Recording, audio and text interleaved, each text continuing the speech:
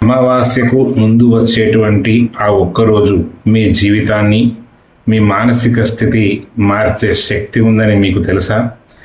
చాలామందికి ఏడాది ఒకసారి వచ్చే మహాశివరాత్రి మాత్రమే తెలుసు. కానీ ప్రతి నెల వచ్చే మాస శివరాత్రి ప్రాముఖ్యత ఏమిటి? ఆ రోజున చేసే చిన్న పొరపాట్లు మనల్ని ఎందుకు ఇబ్బంది పెడుతున్నాయి? ఆ రోజంతా ఏం చేయాలో, ఏం చేయకూడదో ఈ వీడియోలో వివరంగా తెలుసుకుందాం. మాస శివరాత్రి అంటే ఏమిటి? ప్రతి నెల అమావాస్యకు ముందు వచ్చే చతుర్దశి తిథినే మాస శివరాత్రి అంటాం. శివపురాణం ప్రకారం ఇది శివుని జన్మతిథి లేదా లింగోద్భావం జరిగినటువంటి సమయం అని అర్థం. జ్యోతిష్య శాస్త్ర ప్రకారం మన మనస్సుపై చంద్రుని ప్రభావం ఎక్కువగా ఉంది. అమావాస్యకు ముందు చంద్రుడు క్షీణించి బలహీనంగా ఉన్నప్పుడు మనస్సు చంచలంగా మారుతుంది. దీనివల్ల తెలియకుండానే మనలో కోపం, ఒత్తిడి, ఆందోళన పెరుగుతూ ఉంటాయి. అందుకే ఈ సమయంలో లయకారకుడైనటువంటి శివుని ఆరాధిస్తే ఆ చంచలత్వం తగ్గి మనస్సు ప్రశాంతంగా మారుతుంది. మీరు ఎప్పుడైనా గమనించారా? అమావాస్యకు 2-3 రోజుల ముందు నుంచి కొందరికి పాత అనారోగ్యాలు మళ్ళీ తిరిగి బాధ పెట్టడం లేదా మానసిక ఆందోళన కలగడం జరుగుతూ ఉంటుంది.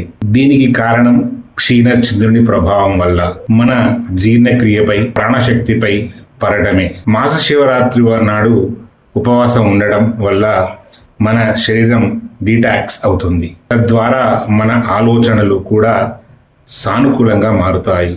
అందుకే ఈరోజు చేసే శివ ఆరాధన మనకు ఒక రక్షణ కవచంగా పనిచేస్తూ ఉంటుంది. మాస శివరాత్రి నాడు ఉదయాన్నే నిద్రలేచి స్నానాధికారంలో ముగించుకొని శాస్త్రీయంగా ఉపవాసం ఉండాలి. ఆరోగ్యం సహకరించని వారు పండ్లు, పాలు తీసుకుంటే మంచిది. కానీ సాధ్యమైనంత వరకు ఎక్కువ నీరు త్రాగుతూనే గడపవలసి ఉంటుంది. దగ్గరలోని శివాలయానికి వెళ్ళండి. మీ శక్తి మేరకు 3, 11, 21 లేదా 108 సార్లు ప్రదక్షిణలు చేయండి. చెరుకు రసం, వృత్తిలో లేదా వ్యాపారాలలో ఇబ్బందులు పడేవాళ్ళు ఈ రోజున శివాలయాలలో భక్తులకు చెరుకు రసం పంపిణీ చేస్తే ఆటంకాల నుండి ఉపశమనం లభిస్తుంది. సాయంత్రం ప్రదోష సమయంలో శివునికి మారేడు దళాలతో లేదా కనీసం గంగా జలాలతో అభిషేకం చేయించడం విశేషంగా ఫలితాలను మనం పొందవచ్చు. ముఖ్యంగా మొండిగా, పెంకిగా లేదా బద్ధకంగా ప్రవర్తించే పిల్లల చేత ఈరోజు చిన్నగా ఉపవాసం చేయించి దేవాలయాలకి తీసుకువెళ్ళే అలవాటు చేయండి. ఇలా చేయడం వల్ల వారిలో కాలక్రమేణా మూర్ఖత్వం తగ్గి క్రమశిక్షణ, ప్రశాంతత పెరుగుతాయని పెద్దలు అనుభవపూర్వకంగా చెబుతూ ఉంటారు. చూశారు కదా, ప్రతి నెల వచ్చే ఈ మాస శివరాత్రి మనం భక్తితో శాస్త్రీయంగా జరుపుకుంటే మానసిక, శారీరక శుభాలు పొందవచ్చు. ఈ సమాచారం మీకు నచ్చితే వెంటనే లైక్ చేయండి.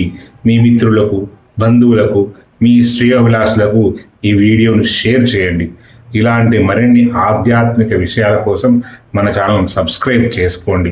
కింద కామెంట్లో ఓం నమః శివాయ అని రాయండి, మర్చిపోవద్దు. లోకా సమస్తా సుఖినో భవంతు.